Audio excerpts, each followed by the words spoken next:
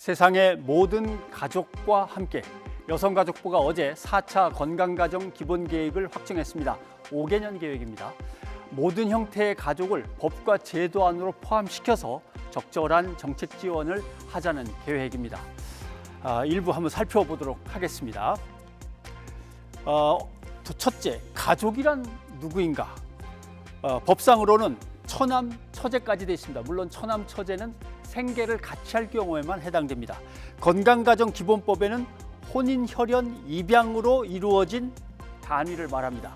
그런데 혼인도 아니고 혈연도 아니고 입양도 아니고 그저 결혼하지 않은 동거도 있고 최근 방송인 사유리 씨처럼 혼자서 출산해서 가족을 구성한 경우도 있습니다. 도대체 어떤 규정을 정확하게 내릴 수 있는가? 차라리 가족은 이런 것이다 라고 규정을 하지 말아버릴까? 이 논의가 이번 연도에 쭉 진행이 됩니다. 그 다음 방대한 내용인데 일부만 살펴보겠습니다. 건강가정이란 고다면 또 무엇인가? 이런 문제가 있죠.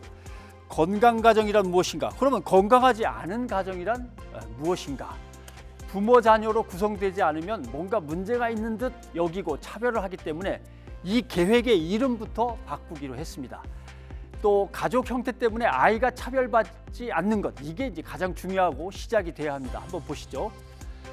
태어나면은 아버지의 성을 우선으로 하되 부모가 협의해서 엄마 걸로 갈 수도 있다라고 돼 있는 규정인데 부성 우선을 지워버립니다. 무조건 부모 협의로 성을 정할 수 있습니다.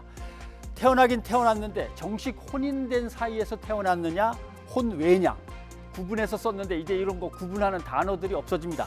우리의 아이는 그냥 자녀입니다. 자녀.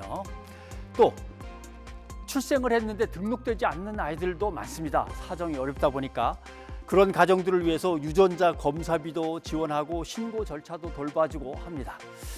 그다음에 혼자서 키우는 남성도 있습니다. 이런 남성들에 대한 요건도 확대해서 모두 신고를 할 수 있도록 해줍니다. 그다음에 상당히 좀 중요한 문제입니다만은 이제는 의료기관에서 아이가 태어나면 바로 기본사항을 정부에 통보합니다.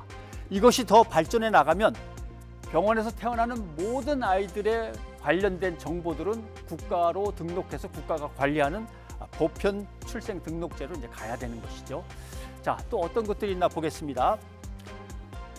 배우자, 부모, 자녀를 돌보는 남성도 있습니다. 그런 남성들에 대한 지원도 확대되고 청소년 부모를 18세까지로 봤는데 24세까지로 보는 겁니다. 왜냐하면 아이를 키우는 어린 아버지나 어머니는 고생하기 때문에 학교를 제때 마칠 수 없습니다. 그러니까 검정고시하랴 아니면 학교를 계속 다니랴 늦어질 수도 있는데 늦어져도 돌봐주도록 24세로 늘리는 겁니다.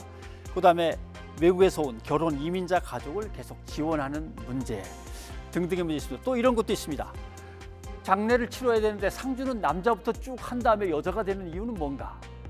그다음에 비혼 동거 중에 폭력은 그냥 폭력인가 아니면 가정 폭력인가?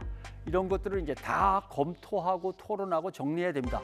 물론 어떤 분들은 동의 선뜻 되시는 분도 있고 어떤 분들은 동의가 안 되는데 하시는 분들도 있는데 그분들의 의견을 다 모아서 토론을 하고 5년 안에 이제 이런저런 것들을 결정해야 됩니다.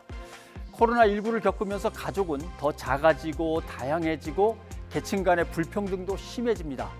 정책과 제도 준비는 정부가 합니다만 새로운 시대에 대한 이해와 이웃을 포용하는 것은 우리 모두의 몫이기도 합니다. 변상욱의 앵커 리포트였습니다.